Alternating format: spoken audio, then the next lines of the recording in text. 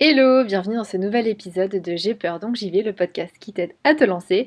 Je suis Steph et aujourd'hui on va parler de confiance en soi.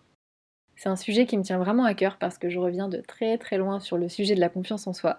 Parce que quand j'étais gamine, j'étais du genre à me cacher derrière les jupons de ma mère, mais vraiment littéralement. J'étais super timide et j'avais des grandes lunettes en écaille, j'avais les cheveux longs et bouclés et je parlais. En fait, j'étais extrêmement bavarde, mais que avec les gens que je connaissais très bien. Avec les autres, c'était pas vraiment ça. Je me souviens en classe, quand je voulais prendre la parole ou quand je devais prendre la parole, c'était avec une voix tellement petite, tellement inaudible qu'on me demandait tout le temps de répéter ou bien qu'on m'entendait pas. Et d'ailleurs, ça m'arrive encore aujourd'hui qu'on ne m'entende pas. C'est un peu des restes de l'époque.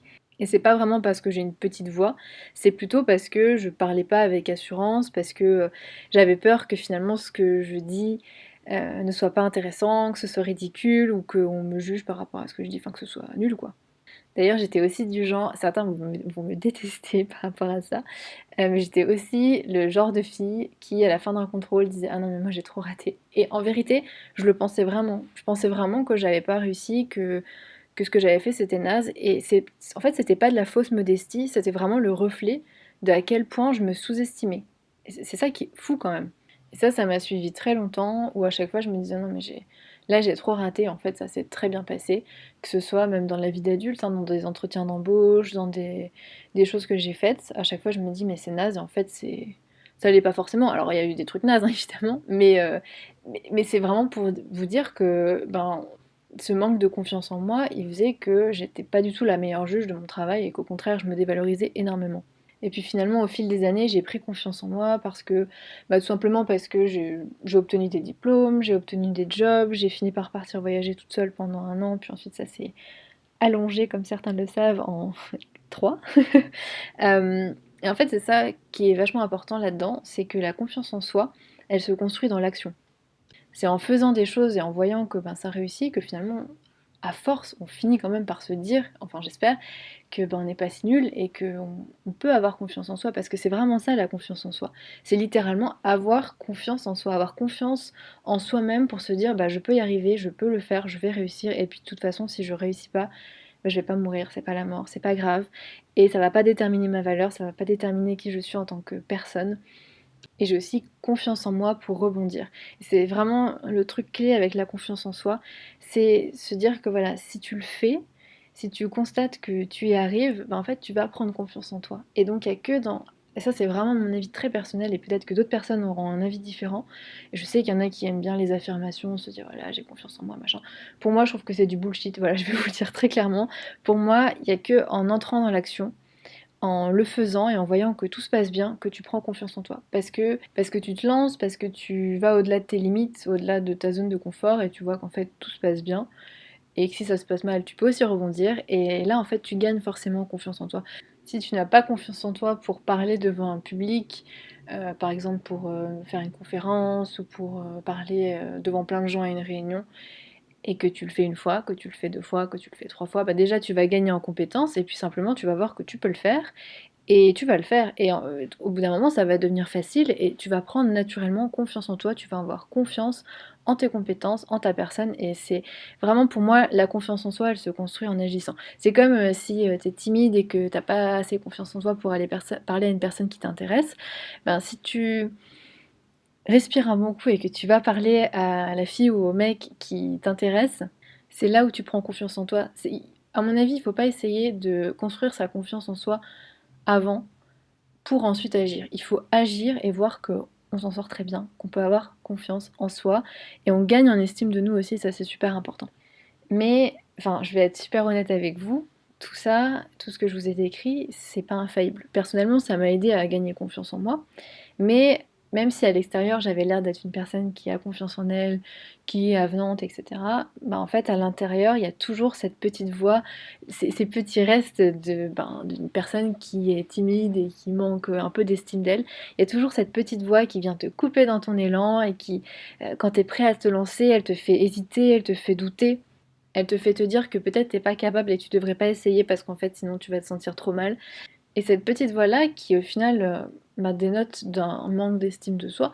Et franchement, je connais personne qui a 100% d'estime de soi, qui a sa confiance en soi au max, ou bien c'est des gens qui font semblant en mode fake it until you make it.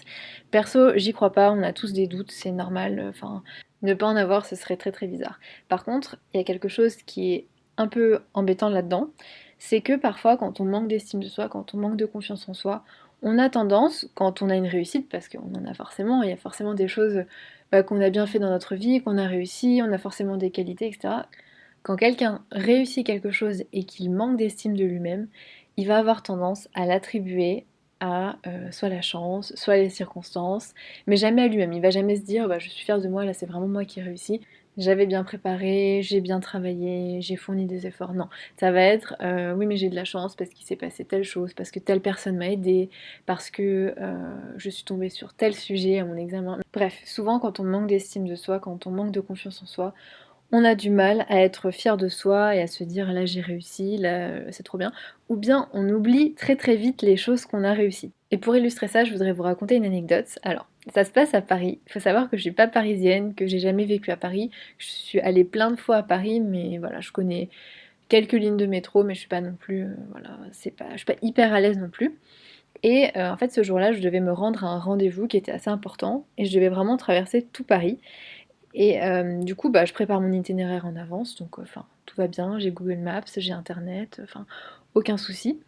Je parle français, je suis dans mon pays, enfin, il y a rien de fou, quoi. Je pense que c'était aussi le stress de ce rendez-vous, mais bref. Je suis bien, bien, bien en avance comme d'habitude, et malgré ça, j'entends une petite voix dans ma tête qui me dit: «Mais il y a plein de changements à faire de métro, tu vas te perdre». Et là, ça a carrément fait un déclic dans ma tête et je me suis dit: «Mais attends Steph, ça va pas ou quoi? Enfin, t'es à Paris, t'es dans ton pays, tu parles la langue, t'as internet, enfin, qu'est-ce qui va se passer quoi?»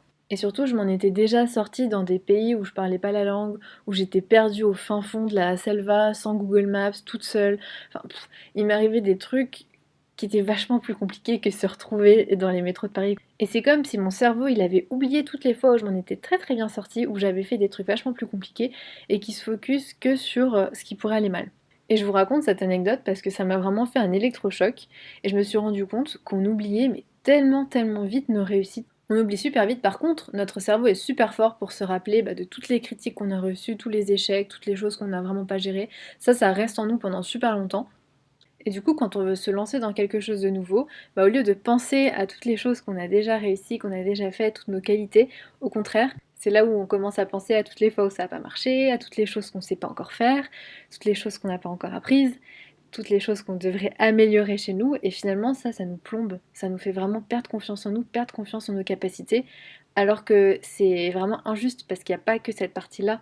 Et c'est vraiment pour ça qu'aujourd'hui, je vais vous proposer quelque chose, c'est de décider d'arroser les fleurs plutôt que s'évertuer à arracher les mauvaises herbes.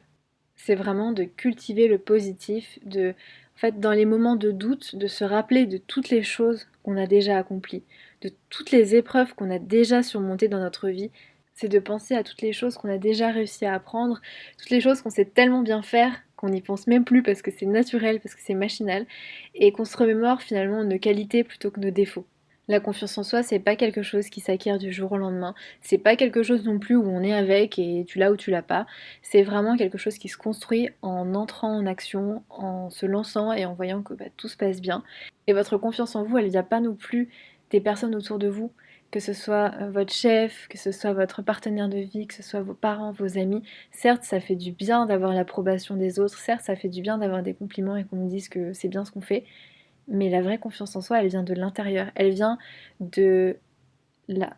Et personne ne peut vous donner confiance en vous, que ce soit votre chef, que ce soit votre partenaire de vie, que ce soit vos amis, vos parents. Personne ne peut vous donner cette confiance en vous, même si effectivement ça fait du bien d'avoir de l'approbation des gens autour de vous, ça fait du bien d'avoir des compliments, qu'on nous dise que c'est bien, mais ça vous donnera jamais confiance en vous.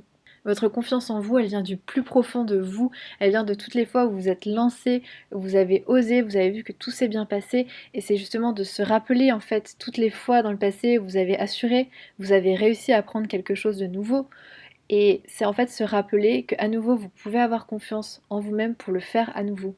Et c'est pour ça que c'est tellement important de se rappeler toutes les fois où on a réussi. C'est tellement important de se jeter des fleurs et c'est pas du tout avoir un ego surdimensionné, surtout quand on manque de confiance en soi, au contraire, c'est vraiment mais tellement nécessaire. Donc voilà, ce que je veux vous inviter à faire cette semaine, c'est à vous jeter des fleurs, c'est à vous rappeler des choses bien que vous avez faites, et il y en a forcément, c'est de vous rappeler de compliments que vous avez reçus, c'est de vous rappeler de vos qualités, de choses pour lesquelles vous êtes bon ou bonne, pour vraiment vous booster, vous donner un coup de peps et vous dire que vous pouvez y arriver, que vous pouvez avoir confiance en vous et que vous allez tout déchirer. Et pour rendre tout ça concret, je vous ai préparé le boost de confiance en soi. Alors je sais que vous l'avez adoré, certains connaissent parce qu'en fait c'est un PDF, un exercice qui est dispo sur la bibliothèque d'outils de coaching, en fait d'auto-coaching. Donc c'est tous les petits exercices que j'envoie chaque semaine avec la newsletter. Et celui-ci, il est dans la bibliothèque, il est accessible et je sais que vous l'aviez adoré. Je crois que c'est l'exercice le plus téléchargé de toute la bibliothèque. Du coup, il y est toujours. Et en fait, c'est simplement un PDF que je vous ai préparé avec des questions. Et vous pouvez le télécharger et le remplir directement sur votre ordi. Et si vous voulez l'imprimer, c'est aussi possible, vous pouvez le remplir à la main. Et je sais que certains l'ont accroché chez eux et ça me fait trop plaisir. Je suis trop contente quand ça vous fait du bien ces exercices-là parce que moi en tout cas, je l'adore, c'est aussi un de mes préférés. Donc je suis contente que vous l'aimiez aussi. Bref. Je vous mets le lien dans la description et vous aurez aussi accès à l'ensemble des outils d'auto-coaching que j'ai envoyés depuis le début de la newsletter. Donc j'espère que ça vous plaira, vous me direz. Et moi je vous dis à bientôt. Ciao!